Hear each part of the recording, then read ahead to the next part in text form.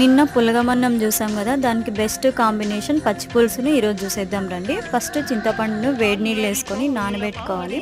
చింతపండు నానిన తర్వాత మంచిగా పిసికేసుకొని చింతపండు గుజ్జునంతా ఒక బౌల్లో గీసి పక్కన పెట్టేసుకోవాలి. తర్వాత స్టవ్ మీద గిన్నె పెట్టి ఆయిల్ వేడెక్కిన తర్వాత తిరువాత గింజలు, ఒక 2 పచ్చిమిరపకాయ ముక్కలు, అలాగే 2 ఎండుమిరపకాయ ముక్కలు, కొంచెం కరివేపాకు, కొంచెం పసుపు అన్నీ వేసి వేయించుకోవాలి. అది వేగిపోయిన తర్వాత మనం తీసి పెట్టుకున్న చింతపండు గుజ్జును వేసుకోవాలి. దానికి ఈక్వల్ క్వాంటిటీలో కావాల్సిన వాటర్ కూడా వేసేసుకోవాలి. తర్వాత రుచికి సరిపడినంత ఉప్పు, మీ టేస్ట్ తగినట్టు బెల్లము, కొంచెం పప్పుల పొడి, ఫైనల్గా కొత్తిమీర అన్నీ వేసి కలిపేసుకొని మూత పెట్టేసి ఒక 10 to 15 మినిట్స్ బాగా మరిగించుకోవాలి. తర్వాత సన్నగా కట్ చేసి పెట్టుకున్న ఆనియన్స్ కూడా వేసుకొని స్టవ్ ఆఫ్ చేసుకొని దించేసుకుంటే చాలా టేస్టీగా ఉండే పచ్చి పులుసు అయితే రెడీ అయిపోతుంది.